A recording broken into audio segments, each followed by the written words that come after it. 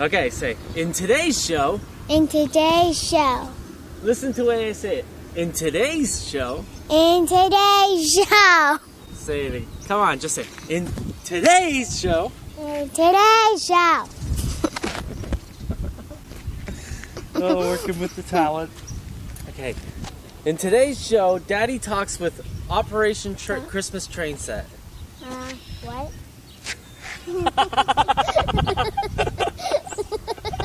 That's a blooper.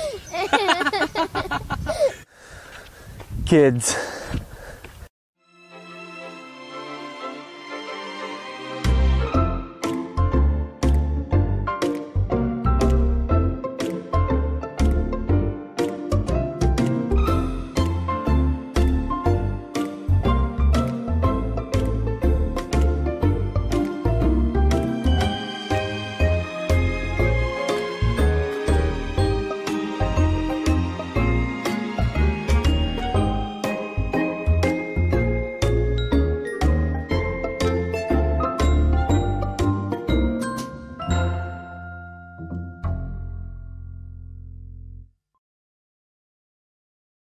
Model Railroads and Structures Show is brought to you by Helicon Focus.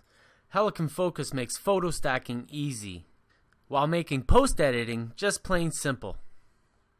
Get your 20% off a lifetime membership by going to modelersguild.com/HF. And we thank Helicon Focus for their support of the Model Railroads and Structures Show. And by Long Shadows Model Trees, where all the trees are handmade one at a time to make your layout look real. Don't want 100 trees that look all alike? Contact Bob, and he'll make the kind of trees you are looking for.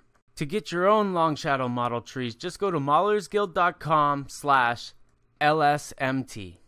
And we thank Bob for his support of the MR&S show. I guess she's going to need a little bit more practice to be able to do this, so I'll take it on. That's okay. In today's show, we've got an interview with Dustin Fisher from Operation Christmas Trainset. And it's a remarkable story, actually. Dustin's a young guy. He's got an MBA, I think. I remember him saying to us. And he's got a passion for growing the hobby. You know, it looks like he's got a passion for building layouts too, which is really cool. You know, and the remarkable part about this is his age. In his early 20s, Dustin is accomplishing things that people who are established in the hobby have no interest in being a part of. You know, you hear about certain publishers who say that the hobby is not about the children, is not the younger generation that grows into the hobbyists of tomorrow. The hobby is about the older people who have the money to spend into the hobby, whereas I think it's totally backwards. I feel that when you inspire a child to love trains and the mechanics of model railroading, you know, that spurs their curiosity and their mind to just explore this wonderful hobby to its fullest. And I think that focusing on where the money's coming from is kind of short-sighted and shows the ideals of some of these people who are spreading this kind of information. So I'm very proud to support what Dustin is doing. I actually gave him a little bit of a challenge because his story is a little bit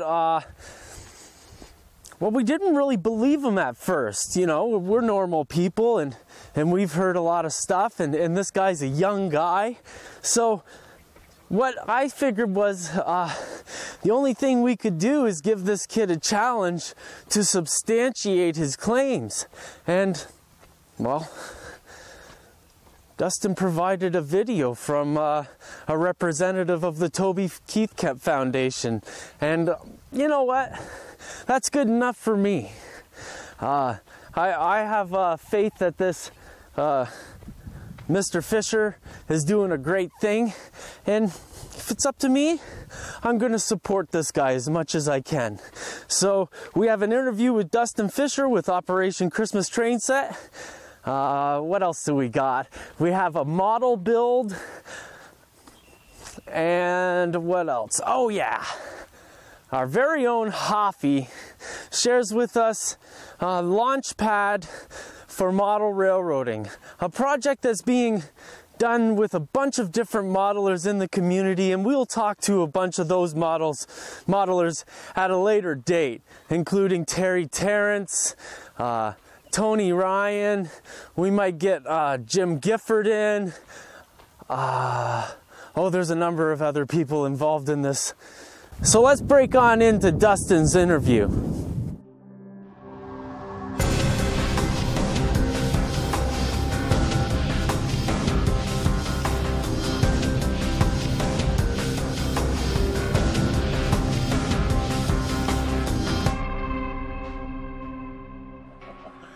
Well, good morning, Dustin. How are you doing today?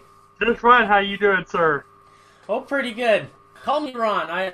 Sir, I've never been in the capacity to deserve that.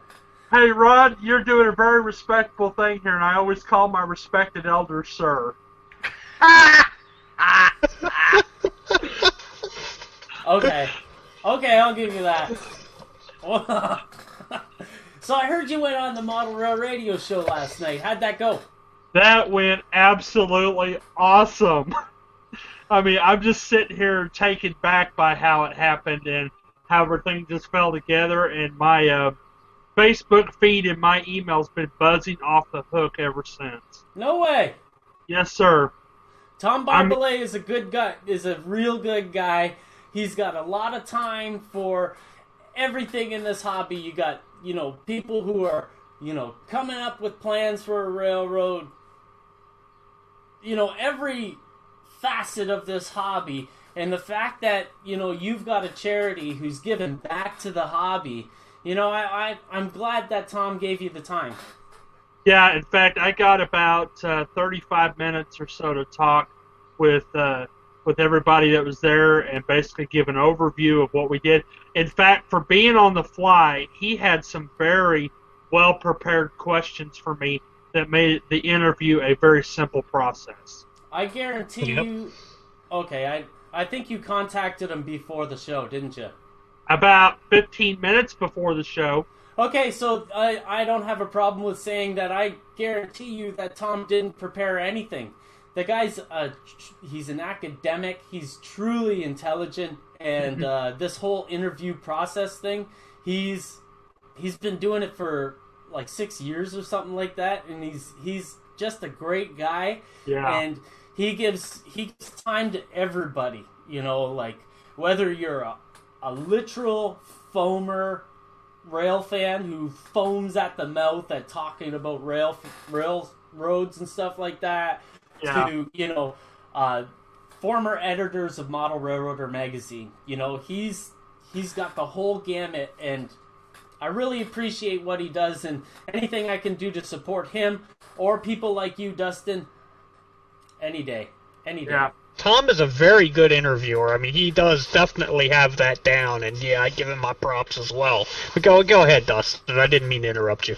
That's okay, no problem. I was actually going to say, the biggest thing is I told this is the biggest thing that I walked away with Tom last night, is the ability to make connections with model railroading people all over the country, because he actually put me in contact with a guy by the name of Clark Cooning, who is involved with the National Model Railroad Association, who is going to put me in contact with several manufacturers. He's a vice president. Yeah. And yes. He's going to work with me to get me involved with the charitable side of the model railroading companies to see what they could do to help me. And then basically the contacts just started building from there. I mean, I was up till 2 o'clock this morning just basically conversing with guys that were calling me or emailing me or Skyping me after the interview. That's like, what can we do to help you get this off the ground? And it's just, it's amazing what one little interview did. Well, Yeah. it doesn't hurt when the vice president of any MRA says, "Give you a thumb up." Yeah. And I give props to you, Ron, because your up and coming show is very much. I actually listened to about 5 of your podcasts yesterday while I was working on some projects, and I think that getting together with Model Rail Radio and getting together with you is probably one of the best things that I ever did, and I thank you very much for putting me in your circle, because I think it's going to greatly benefit the kids that are going to be benefited from receiving these free train sets. Yeah, so Dustin, why don't you tell us about what it is that you're doing, what you got going on there with your charity? Okay, Steve, what I've got is I've got a Operation Christmas Trainset, and it's a local charity, and we also have a chapter in Maryland where we assemble used train sets for needy kids at Christmas time by working with local charities here in town to identify families that cannot afford Christmas presents. And what we do is we take a basic locomotive, 4 or 5 cars, a 36-inch oval of track, and a power pack and a re-rail terminal. We assemble that set together. Then we put 2 buildings, usually about 3 or 4 Hot Wheels and some scenery items in the sets to kind of generate the next generation of maybe getting them interested in modeling railroads. And our first Christmas last year, we gave away about 75 train sets. Wow. And we're shooting for 100 this year. And then I also work on the side, as Ed and Ron are familiar with my work. I build 4x4 mobile layouts for non-for-profit organizations. The last one I just built was for the Toby Keith Foundation, OK Kids Corral, here in Oklahoma, where I built a complete working 4x4 layout that they can move around in their facility for their cancer patients to enjoy while they're waiting for treatment and stuff at OU Medical Center. We're gonna play that video of them thanking you, a small portion of it, if that's okay with you. That's fine. Yeah, in the produced version of the show, I'm gonna put a little bit of that in there so that people can see that you're legit. Yeah. And I just got recognized as a legitimate incorporation by the state secretary's office here in town. We are working on the process and also once I get my tax ID, I can file for the 501c3, which is kind of about a 4-step process that takes about 6 to 8 months and about $900 to do so. Yeah, that's great. The hobby that we're in, there's a lot of people who have got a lot of big claims and stuff like that, but you've accomplished things and you've done stuff, and I think it's my job. Like, it would be very ignorant of me to pass you over. It would be an opportunity for me to be able to promote you as much as I can, because this is I have a feeling that a lot of these older model railroaders, people who are like maybe 50 plus retired individuals, they think that because they've got the expendable income, that they are the hobby. However, the interest of model railroading is not in the fact that you own a model railroad. It's the fact that you've experienced model railroading in itself. Yes, that's correct.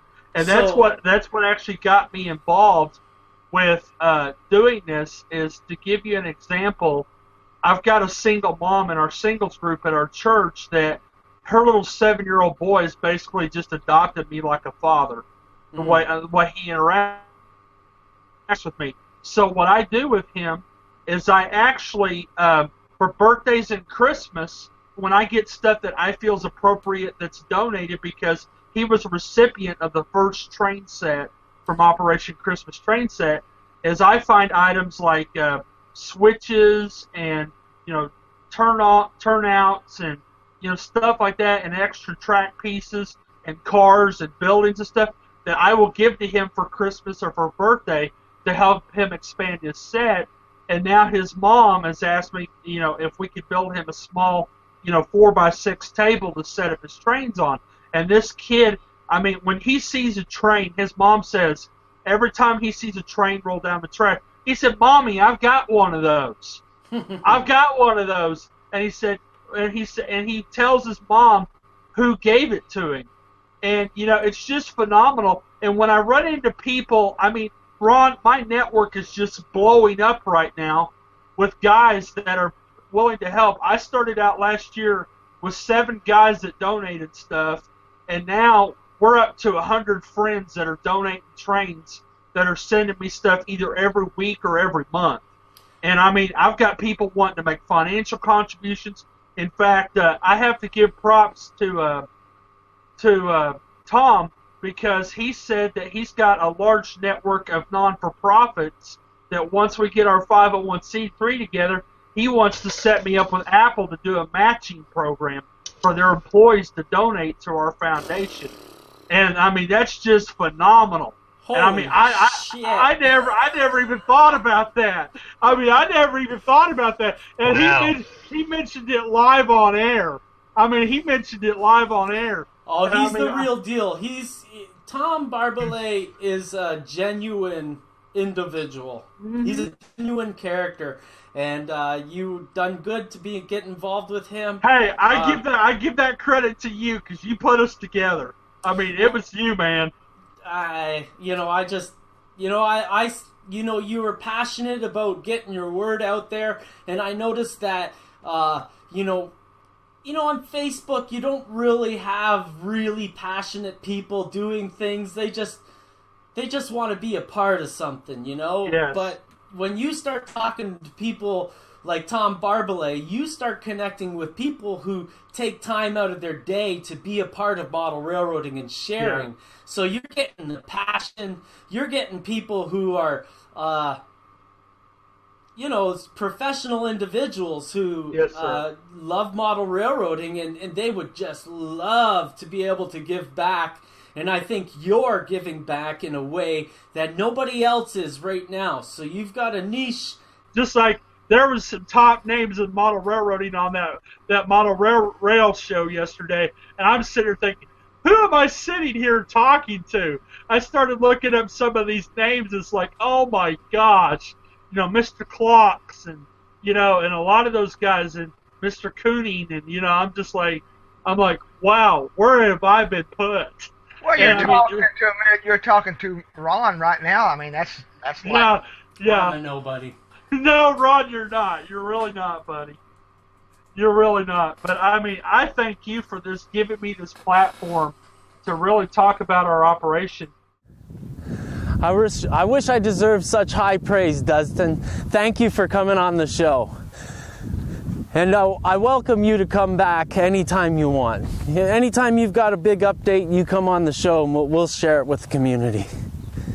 And I also want to thank Tom Barbalet of ModelRailRadio.com and his podcast for giving Dustin a spot to share his interests and his passion and how he wants to spread the hobby. I think that's a great thing for the hobby. So good job, Dustin, and thanks, Tom, for being such a great ambassador to the top, to those guys up there. Back down on Earth, we've got a model build next. Have you ever tried painting road markings by hand? Maybe you've tried delicate decals and had them rip apart when you tried to get them straight. Well, fret no more, because my friends at Highways and Byways have exactly what you're looking for. John's easy-to-apply vinyl graphics are perfect for completing your city scene quicker and with less stress.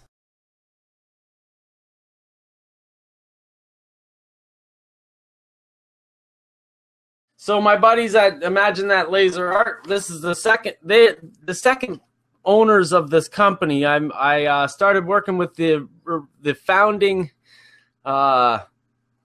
of Imagine That Laser Art, Mark Williams, 6 or 7 years ago, a long time ago. I started working with him before he actually started selling his products. So I'm basically been with these guys since the beginning.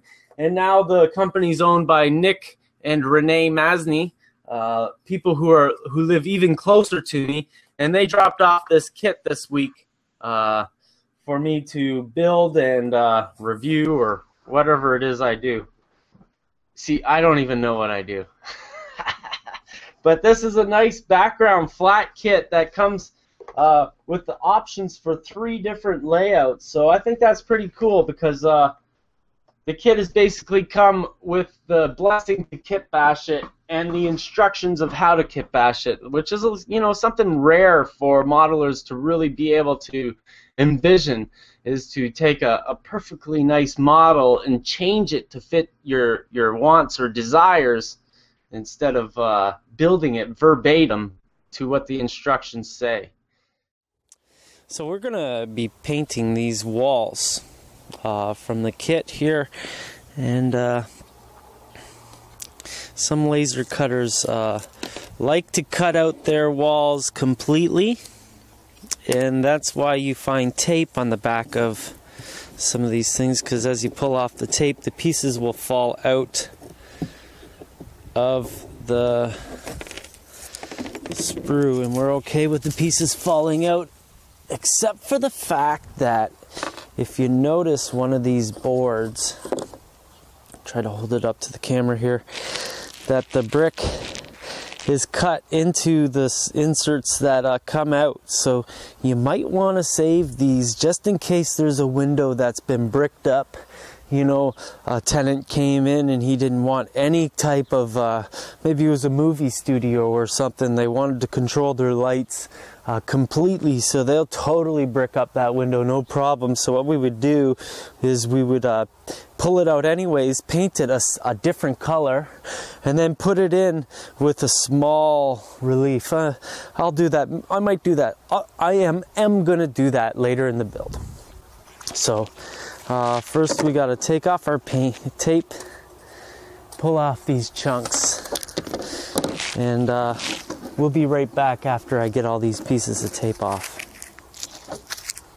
Oh, I forgot to say, there's lintels in here too. Lintels are the concrete base to the window, and it makes it so that the brick is stable on the top and bottom of the window. I'm going to pull those out as well because I will be painting them concrete color. So we'll be right back. Okay, so I've got 2 cans of paint, and anybody who's does a lot of model building will know the point of failure in these cans is this stupid little cap. It always gets clogged up and stuff. So when I get a can of this spray paint of any color, I just pull the caps off. I put them in a bag because I constantly got to try to keep them clean.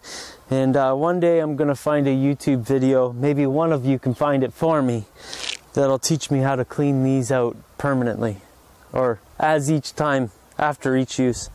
So I've got 2 different kinds of rust paint, an oxide red color. This one's called leather brown. I like that because it's got a darker, more tanny color. And this one is red oxide primer.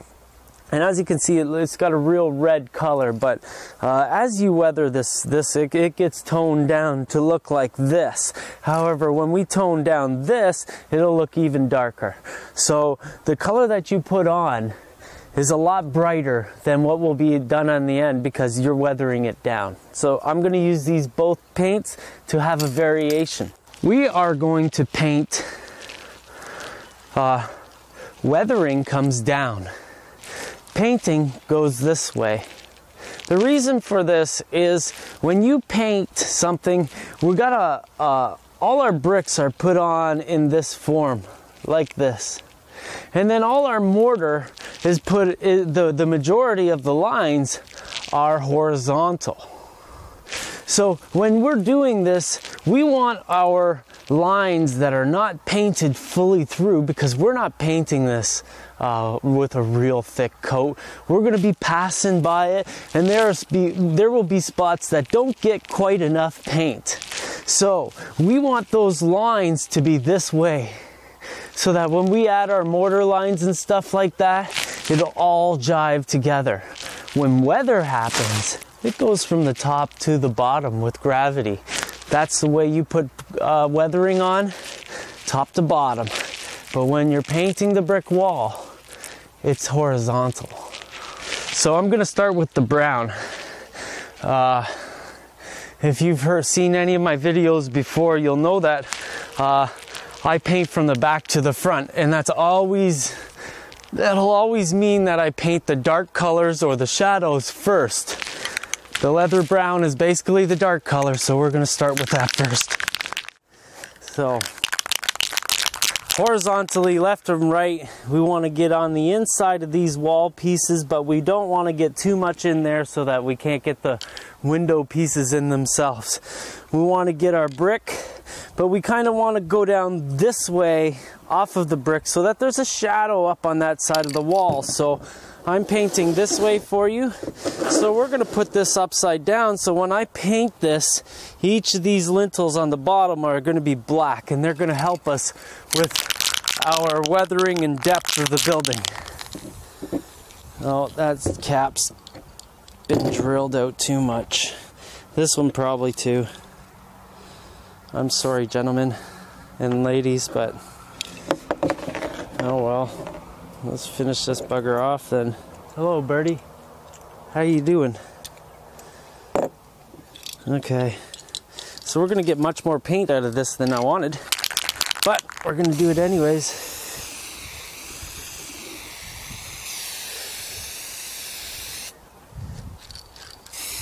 This is a good demonstration, because if chaos happens, then you'll see how I fix it. So I drilled out that thing, and you see how much paint that blew out. It blew out full bore. So I had to pull back the can to expand the spray width. The closer I got, the more lines I got in the middle here. So I got to do another pass so that I can try to tone down that line and tone down that line a little. I don't really need to do it, but I'm going to do it. There we go. So that's us. I had to let the building cure for a couple of days. I want the paint that I put on next to not bleed through red in any way. Now, I took a paint chip to Lowe's and had a custom color made up at the paint booth there, and spent $15 on more than enough paint for me to use in over a year of building model railroads. And believe me, I use concrete paint on pretty much every model or scene. In North Carolina, I used half that quart, but I painted everything, like 18 feet of it was like 25 feet of railroad I had to paint sidewalks for, all the way around the blocks. It's crazy. Lasted forever. So just paint the cinder blocks on the bottom, concrete color of your choice. I use a tan based gray, and that's what the aged concrete seems to look like. There you could use slate gray. This is going to get weathered down, so your color is going to be manipulated. So what I'm putting on what looks to be a nice white or a nice bright color, it's totally going to be toned down by weathering powders and stuff later on. We've got lintels underneath each window, and we've got to paint them concrete colored too. It's a good rule of thumb to dab off the majority of the paint from a brush. Just put it off to the side on a piece of scrap paper, or I work on a scrap piece of plywood, and get a lot of the paint off, because it won't look so thick if you get it off. And if you need a little bit more, just dab into that excess paint that you just in the pile there. I'm painting the doors a forest green, but also coming back with a lighter green to wear off the paint to simulate peeling paint. Using my trusty crazy glue, we start gluing the lintels into the window portions and getting the best side forward. Just put if you didn't get enough paint on one side, just put that to the back. But also try to notice that there's a little bit of a tab on one side of the lintel, and that should be on the bottom. As mentioned earlier, I'm going to put in a couple of bricked up windows here, just to show how easy it is. So I'm going to glue it from the back, and I'm going to glue it with crazy glue to start with. I'm going to come back later after everything's all sorted and I start bracing it on the back, and I'll glue these windows rock solid and allow them to dry overnight with the bracing that I'll be putting on the inside of the building. But that's not yet. We're going to put these bricked up portions in first. There are two parts to the window frames, and I crazy glue them together by dabbing the glue in opposite corners, 2 corners, not 4. I want to be able to break the part off of the plywood if it glues to it, sometimes does, and then also just tack these parts together because that's all you need to get them in the building. After the crazy glue has pretty much dried, should be fairly quick, a minute or 2 should suffice, start stuffing it into the windows in the building above the lintels. It's important to have the lintels in first because it sizes the window up properly in the window opening. Now that the windows are in, just crazy glue them into place. It is important to note that it's not time to put window glazings on yet. Windows glazings are going to go on long after the weathering is done. Done. You heard me right. Right till the very end. You're going to have to be patient. You're going to have to wait till the end to put in the windows. And it's going to look great. So now, I'm going to glue these pieces together. However, you may think to yourself, what in the heck is this guy doing? Well, what I'm doing is I'm tacking these pieces together. I'm not gluing them together. I'm tacking them together so they're handleable in a way that I can finish this model off and flip it over and start working on it from the back. But I got to do the front first. I got to finish doing a couple of things. So again, I'm going to use quick dry. I'm just going to run it along my edge here, and I don't care if it squeezes out a little bit on the front, because on the front there's we have a piece of etched wood that's going to cover this area. I don't need to glue both sides because all I want to do is tack this together. I'm going to have my finger on the top and the bottom so that they're level. Couple of seconds and the glue will dry. Again, we're not worried about anything waviness and all that stuff. I'm going to grab a piece of wood out of my stockpile and I'm going to glue it from the back after I got the windows on and stuff. Remember, we glued our window panes in, but because we wanted to let our crazy glue dry completely, we let it sit for a while. We let our crazy glue dry completely because it'll put a white film all over your acetate or whatever it is that they've sent you to put in your windows. So I'm just going to continue on here and get the rest of these pieces together, and then we'll get back to building this. So that concludes my demonstration of how I paint an ITLA kit, or basically a brick kit. And if you want to watch the full video, because this has been cut down for the show, you can check out the video in the link provided.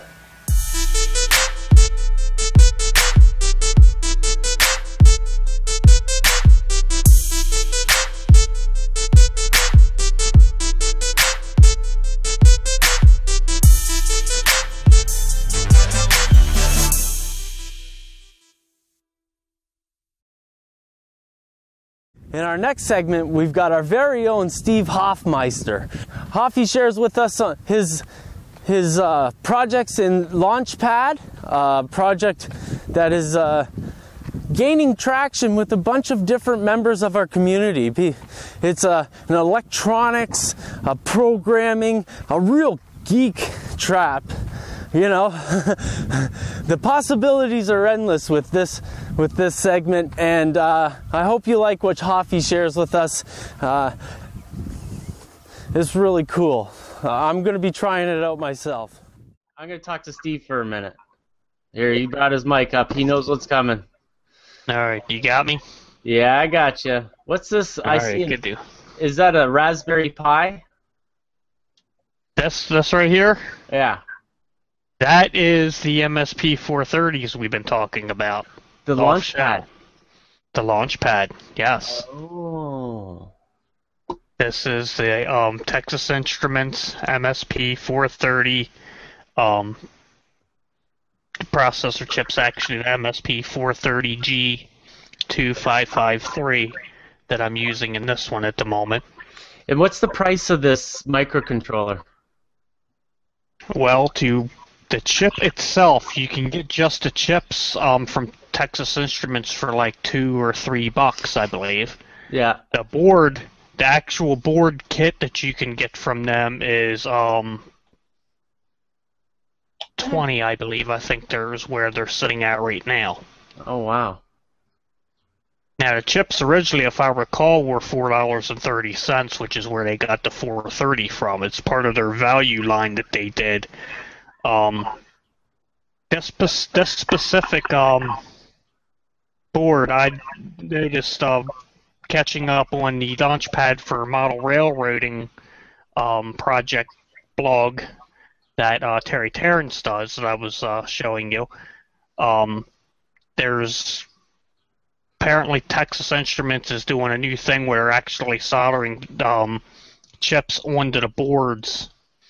So I don't know what's going to come to pass with that. He hasn't been upkeeping the blog too much here lately, so he's a busy guy, so he's probably fallen behind on it. I have to touch base with him, find out what's going on, because I'd really, if that project is still going about, I'd really like to get him on this show, because he's done amazing things with this stuff. He's actually done clinics at several of the big railroad shows and whatnot about using these specifically for model railroading, and it was a big hit. Of course, that was last year or the year before. I kind of lost touch with him for a while. So I have two questions. Okay, so I'm experienced with an Arduino board, which basically uses C language to program. Okay. So my first question would be, what would oh my God. What's it shining? That's the MSP 430 is flashing that LED like a welding effect. Oh my God. The webcam slows it down quite a bit. It actually is flashing a lot faster than that, but frame rate the cameras slow it down. Yeah. But that's what's hiding under the building. That's I'd done that, so I turned the lights out. You can actually see it flashing through the windows. Wow. And let's see. Whoops. If I can dim the lights down here and see how well it shows. Oh. I'm gonna hold it up like this.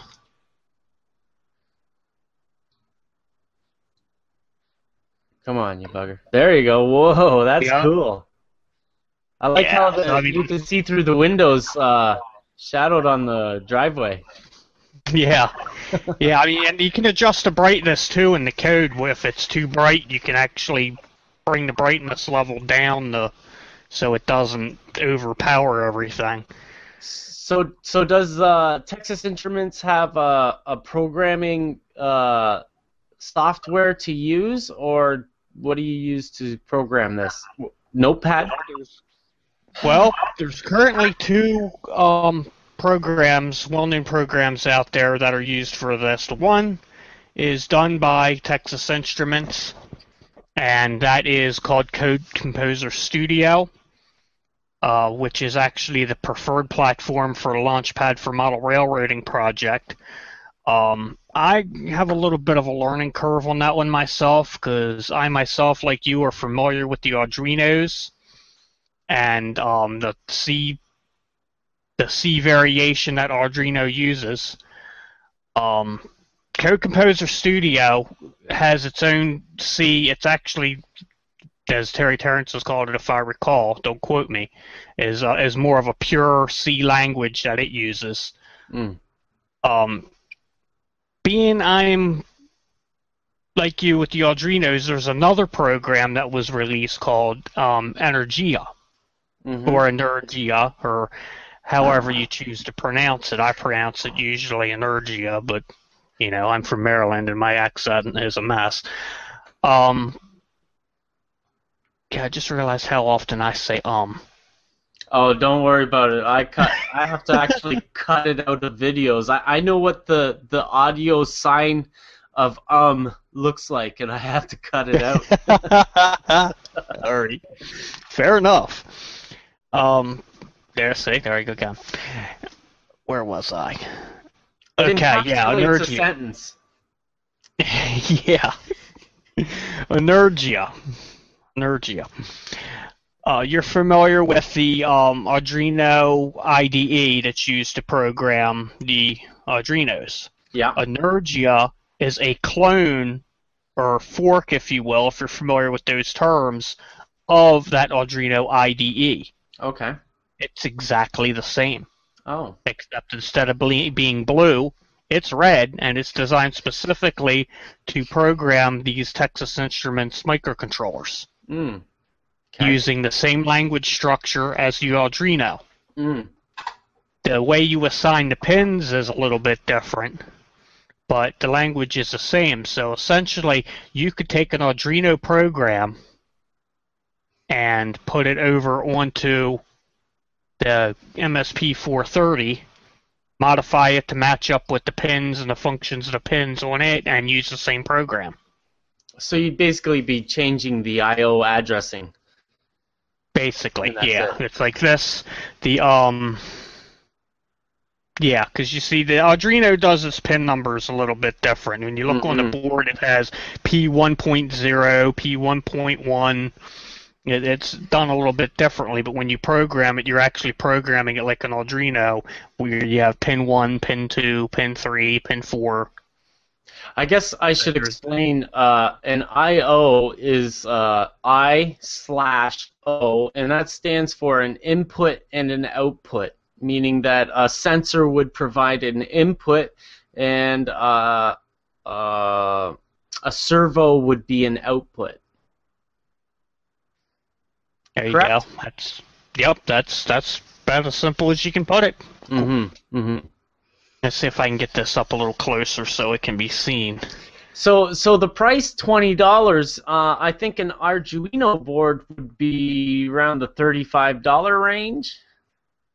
Yeah. Last time I had purchased one, which I have one here for comparison, in case someone's interested in size comparison. There's an Arduino Uno. Yeah, that's the. There's one after. There's a newer one than that, isn't there? Yeah, there's several newer ones. Yeah. I've got a Mega around here somewhere, but yeah, they come out with a couple different ones. That's what I have is Uno with the extra shield for the extra IOs. All right, I got a whole box of them somewhere. We won't even get into the shields. Yeah. So that's cool. Yeah, and I have another doohickey here just to show it can do other. This is just a red blinker for like a radio tower or whatnot. You see that fading up and down. Now this is not the limitation to what these boards can do. I mean, they're not just good for flashing LEDs. They can do all sorts of neat stuff. Yeah, an LED as a matter of fact, go for it. Right. As a matter of fact, if you go to my YouTube, Hoffy's page. World? Yeah, through Hoffy. You can go to hoffysworld.com to get to my YouTube page. That's the easiest way to explain that. You'll see a video on there, a breadboard job done up like this for a speed trap. Now, I can't take credit. I refuse to take sole credit for that speed trap because I'm not the one that came up with that concept. A man by the name of Tony Ryan came up with the concept for that and did the initial coding for that. I merely beefed it up, added an LCD screen, and a couple other little tweaks so it can read if a train, whichever direction the train's going in, it'll read it, what its speed is, and display it on the LCD screen. I was going to mock that up on the breadboard to share today, but however, I discovered I didn't have all the parts I needed to put it back together. So that kind of shot my fire, which is how I ended up doing this welder effect and this blinker. Stealing from Peter to pay Paul. Pretty much. And it's funny that you mentioned that on-air light. Yeah. What? Because I was actually trying to build one of them earlier this week and was not having very good time with my soldering iron. I kept barbecuing parts and we weren't getting along this week. But I am indeed actually trying to build one, and when I do, I'll share it. I'll show it to you. Well, actually, I'd never be able to accomplish this. I'm not a programmer in any way. I know a lot of this geeky stuff, so I can hack code. I can understand what somebody's written. I know where the numbers are to change the digits or and stuff like that. But I'm not a coder in any way. But my dream maker project would be a Arduino or Raspberry Pi enabled antique radio that's in a wood case, and have that able to hook up to my Wi-Fi and scroll through model railroad podcasts like a radio station. Oh wow! What a concept! It would be hooked up to the internet. A concept. Yeah. So. Raspberry Pi. Yeah, one of those. Raspberry Pi. Oh, but boy, do I got something neat to show you. I shared this on my website last night. How about this? Oh, that's the new one. That's the Raspberry Pi. Raspberry Pi 2B. 1 gigabyte of RAM, quad core. Whoa! I'll pull it out so you can see it. This is the one that Windows 10 is going to run on, right? This is the one they say that Windows 10 will be able to run on. Now, I haven't seen any confirmation on that. I don't know if that's just speculation or not, but the heat sinks have been added by me. That's a separate kit. I put on this because it's actually got a little processor fan goes on it too. So the differences between these products are the power that they can, or the amount of tasks and the size of the tasks that they can do. And I bet you the Launchpad would be at the lower range, the Arduino would be in the middle, the Raspberry 1 would be the next one, and this Raspberry 2 is getting to be a Internet of Things computer. Yeah, pretty much. I mean, the Raspberry Pi, on the box, it actually says that the new one, this is 6 times faster than that one. Oh, wow. So I'm really interested into playing with this one, and I mean this is relevant to the model railroading simply because this is going to be the brains of my railroad. I'm going to be having my original railroad. I had a desktop computer actually set up that ran JMRI. I know several people here are familiar with JMRI, and that's what I had controlling some of my stuff, my ambient audio, lighting, the whole thing I had going on. But I'm trying to cut back on the big computers and taking up space and drawing a lot of electricity.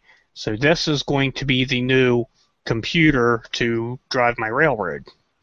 So, is it possible to use that as like a babysitter for all your other microcontroller boards? Like if you had like a Launchpad here, or maybe a Arduino somewhere, or a Raspberry Pi, like the lower value ones? It's possible. I mean, you could. There's several different protocols where that could link them together. Where I guess you could have the inputs and outputs of the Pi sending cues to like the Texas Instruments or the Arduino to trigger them to do their specific tasks. To start, yeah. Like for example, if you set up the MSP430 to maybe, I'm just ballparking here, maybe do effects for a specific building, maybe the Weller effect, maybe lights turning on and off in different rooms, TV flicker, whatever the case may be. I don't see why you couldn't have, let's say, JMRI tell the input and outputs on the Pi to trigger a specific output to tell the MSP430 to start doing its effect routine for that building.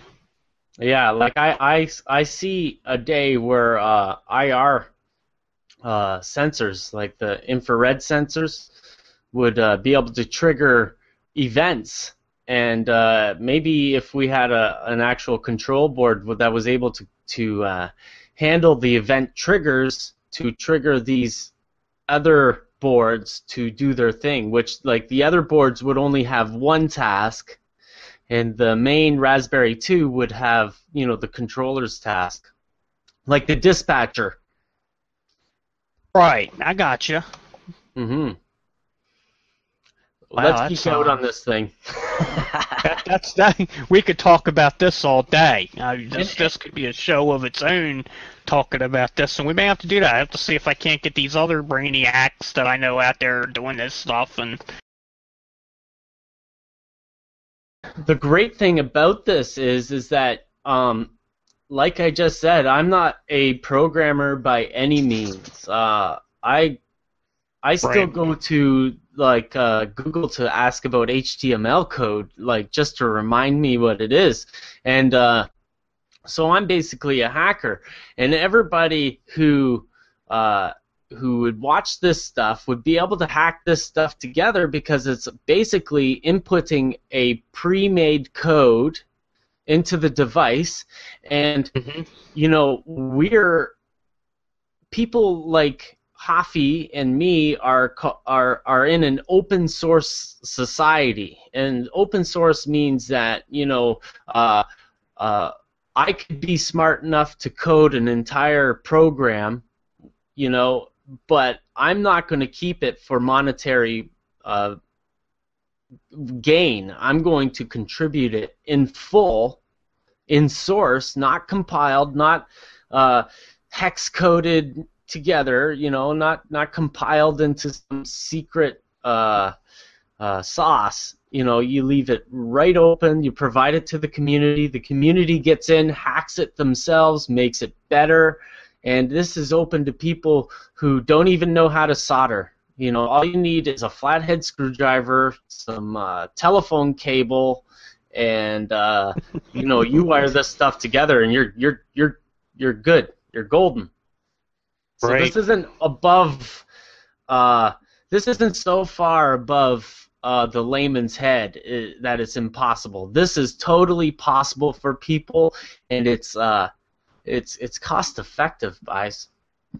It's scary. It's scary to the layman, as it were, because it's something different. It's something new. It's not you flick the switch, it trips the relay. That it's not the old school mousetrap way of electric and electronics. I've had talks with gentlemen that are back from way back in building model railroads, and it just puzzles them. Like, well, how does that work? What's making that? You have a difficult time sometimes getting them to grasp the concepts. And there's nothing wrong with that. It's a different way of doing something that's always been done before, with the ability to do new things on top of it. Yeah, that's how I look at it. Like an IC circuit, like you see that thing in the middle of Hoffy's board there. It's this, like, that's basically a little computer, and you input the code into that thing, and it'll do a number of things. Let me do it this way. Let me switch over to my other camera here. It's just easier to explain things that way. And that would be that one. Something to point with here. Yeah, what Ron's talking about is the brains of this outfit is this chip. Get this. There we go. This chip right here. That's what's behind this whole thing. You could actually use this breadboard to program this chip. Take this chip out of the board and plug it into a board of your own that matches the specifications, and have it do its thing and not even have to hook up this board. That can do it. Everything that's done is done with that. All this board does is allow the computer to connect to that chip, and that chip tells these different inputs and outputs that you see here on these headers what to do. And these headers on this board match up with the pins on this chip. So basically, the board makes it so you don't have to touch a soldering iron. Right, exactly. You can plug it right into the computer, upload the code to it, use it right off the board. I have this specific board modified. This board I keep on hand specifically for programming chips and tinkering with stuff on the breadboard. I actually have replaced these. These are usually pins, like you see over here on my breadboard. These are usually pins. I took the pins off and replaced them with the female headers, just because it's easier to use on my breadboard. I also put these guys right here. And that's 5-volt power that comes off the USB from the computer, or a wall charger outlet, or whatever it is you may be using to power. All you need is a USB charger for, say, like a phone. You could plug in and power this board. Doesn't have to be connected to a computer to run its program. So I just want to be devil's advocate here too. In the past 10 years, the maker movement has grown from non-existent proprietary software to open source. And that means that, whereas in 2008, we were unable to discuss this stuff on this level, it would only be available to a subset of electronics engineers, people talking in coded language and all kinds of stuff. But now with these boards, I'm teaching my daughter how to make a LED-controlled umbrella that matches her clothing colors. Like if she's wearing pink, the umbrella's going to be pink. And oh, wow, that's cool. So and my daughter's just turned 8, so this is our daddy-daughter project. She's done with the trains. Like, I can get her in every so often. She wants her privacy. She doesn't want to be on the show. Fine. We'll go play with other projects, that's between me and her, and that's what we're working on. Right. So if you're a retired individual and you think that this stuff is unavailable to you, please don't think that way, because there's so much information that you could go step by step through this, not only in model railroading, but especially outside of model railroading in the maker movement. Oh, yes. I mean, it's just it's not as intimidating as it used to be. Mm-hmm. And electronics and microcontrollers and everything as you said, used to be a very intimidating thing, and the maker movement has changed all that. And to expand upon what Ron was saying about open source, everything that I do, all the code that I generate myself, I specifically license to be open source. As long as it's credited, the original code is credited back to me that I came up with it, you can change it, you can modify it. It doesn't matter. I have it set where you can't be used for commercial purposes without my consent, of course. Mm-hmm. But, that's a good point. It's open to anyone. I encourage someone to take anything that I've ever put together, and I don't claim to be a programmer. I don't claim to be an expert in anything. Once again, if you see my video blog from yesterday on my website, I explain that a little more intently. I would consider myself more of a hacker as well as Ron does. I bash my way through everything that I do, including my railroad project and everything else. So I'm no one special. I'm not some type of electronics genius with an MIT degree or anything like that. I'm just playing around with this stuff on the fly as well. I have a lot of time on my hands, and this is what I do to keep my sanity. Mm-hmm, mm-hmm. And this, your license is the GNU? No, actually, it is the Creative Commons. Oh, CC. Okay. Yeah. You know, it lacks the monetary gain. It gives you the power to control and change it. However, it includes the respect of not taking credit for somebody else's work. That's it. That's the only thing. Respect. Is that so hard? Yeah, I mean that's all I want is credit for what I came up with. If you add to it, you make it better. Excellent. Show it to me. Send me a copy. You know, I'd love to see it. Send me video of it at work. I know there's a gentleman in Australia. Let me think of his name.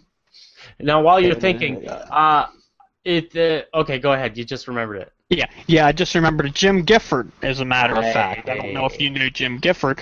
The LED code and whatnot that he was using on his Helix, if you saw him working on that, he has LED or infrared LED sensors throughout his Helix that tells him where his train is within the Helix.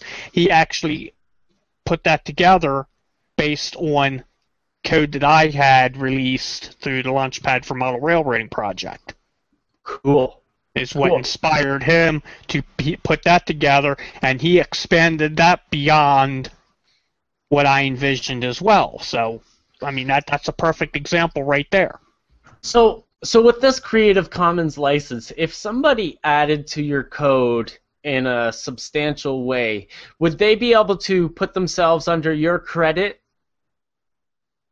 They could actually at that point they could credit it to themselves as long as somewhere there's attribution that I came up with the base for it.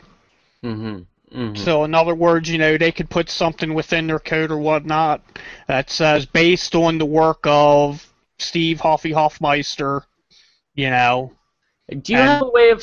Do you have a notepad file of code somewhere that you could show this? I'll show you the code for the that welder or anything. It all looks the same. Yeah, just to show, pretty much. Yeah, just to show what attribution for the welder. is. Let me get the. Because I think that's important. You know, sometimes I people agree. Sometimes people are driven just to have their name on something, and if that's the apple on the end of the stick for you, it's helping the community as long as it stays CC. And you can't. That's the thing. You can't take your additional code on Steve's code and then make it a proprietary software because this is originally the CC code, right? Right, this is right. I license all my stuff. As a matter of fact, anything I post on my website, if you look at my website, it's automatically under a CC license. That could be video, that could be an article I wrote, that could be program I shared. Everything falls under that license. Yeah, like, and there's in the model railroading specifically, there is history of this issue going to the courts, and it has been squashed, like through hundreds of thousands of dollars in legal fees through JMRI. And thank you to Bob. What's his last name? Jacobson? The JMRI guy, Bob. Yeah, I think it's Bob Jacobson. Don't quote me on that, but that's the name that rings true. And yeah, I know he went through a heck of a battle with that. Hell, by somebody who just wanted to steal his code and put it in a proprietary software. Mm-hmm. Yeah, steal was thunder. Yeah, totally ignorant. Alright, let's see what we got going on here. Yeah, this is the first time I'm using the screen share, so see what we got going on here. I don't have the licensing information in this code at the moment, as I would attribute it in the code. Normally I would do that up here, top, where it would say just licensed under a Creative Commons license, is where I would have that in my code. But this is the code for the welder effect. And that's the only change that would make that changing this code illegal would be to remove the attribution in the code. Yeah, exactly. To not give me the credit due by that license. Yes, exactly. Otherwise, you could go, I could have that up here at the top. I could have, you know what, let me go see if I can actually find that wording that goes on there real quick. Yes, you can get that license information and whatnot from creativecommons.org, and you can actually generate your license information right there on their website. It'll give you HTML code, it gives you graphics that you could put on your different works. Got right here, I just gotta get it spaced out as I would put it in here. That is the license information. I assume that's showing up. Yeah. Yeah, it's showing. That is what all you have to do is put that in there. But I would normally add what the title of the program is. By a place for them to find where a little bit more information on the code is, probably your specific my website address, and that just so that if they came out, they found this file in the wild, they'd be able to edit it with information. Yeah, those slashes make it so it's not readable by the. Yeah, it makes it so that the microprocessor will not read that as code. It just makes it a text inside the program, like my title line or section lines here. And that's also, if you see those two slashes at the beginning, that's usually instructional material that's documenting the code. Yeah.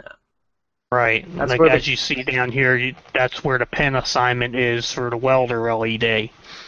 Then you know that's where you would change the pin assignment for that. Cool. And then down here, the random number generators, the numbers you can fiddle with to get it to do what you want it to do. Cool. Well, thanks, like Steve. This one. This is a good start for people. Sorry to cut you off. No, it's okay. We got people who probably be glazed over at this stuff, so we should probably start off slow. Right. Well, and the truth is I've never used this Texas Instruments whiz-bang device, as Ed would call it. So, it's a first time for me, and it doesn't scare me in any way, and it shouldn't scare anybody else, but we should go slow, so that people can, week by week maybe wrap their head around it. Right, I'm going to reach out I'm gonna try to reach out to Terry Terrence and Tony Ryan and another gentleman by the name of David Lohman, who have done a lot of things with these through that Launchpad for model railroading project, which I believe is Launchpad, the number 4, MRR.blogspot.com, I believe, is the blog for that project, if anyone's interested in checking that out. But I'm going to try to reach out to those gentlemen and see if we can't get them on too and let them share their portion, because I don't want to overshadow anything that they've done, because Terry has really taken this a long way, and I'm not about stealing anybody's thunder or anybody's effort. That's totally against everything I believe in, so Definitely. all credit to those who deserve it. And pass the word on to them that we can do it privately if they're camera shy. We're totally open to even doing it audio only, or presentation only, where you're not looking at your face, you're just looking at the board the whole time. Right. I'm open to everything, boys. Okay? All right. I don't have an Apple device. That's the only thing I can't be open to. Yeah, I'm with you on that. I'm not big on the Apple myself, so I'm more of a Linux man myself, so let's leave that one there, because that's a can of worms. Exactly. Thanks, Steve. No problem. I'll be hiding here in the background. Take care of that chat. I'll keep an eye on it. Yep. Hey, thanks, Hoffy, for that segment. That was great. I hope to be able to get all the rest of the guys in the project to come on the show and be able to share, bits and pieces as we go along. This stuff is super interesting, and I think that it's going to really benefit our hobby to be able to do these things on our own without some proprietary roadblock to stop us at every step. The open source community is really it's so perfect for our community to jump onto, and it's a real shame that any company who avoids this system is really losing out on a big opportunity, because the community might just pass them by, which is unfortunate. So that's today's show. I hope you liked it. I'd like to thank all the patrons who support the show, like John Howard, Peter Burr, Ed Traxler, Gerald Mabry. I know there's 6. I'm trying to get this off the top of my head.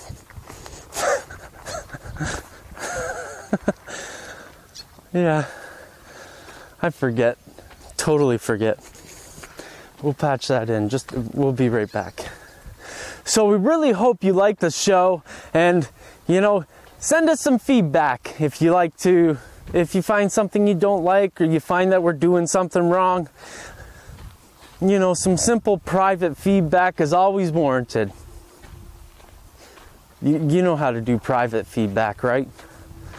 It's just, don't complain down in the comments because it looks trollish. Send us some private feedback and we'll totally give you the time of day and probably use all your opinions, all of them. It's everything that you guys input to us is great, and we usually use them. We can't use everybody's suggestions, but feedback is good.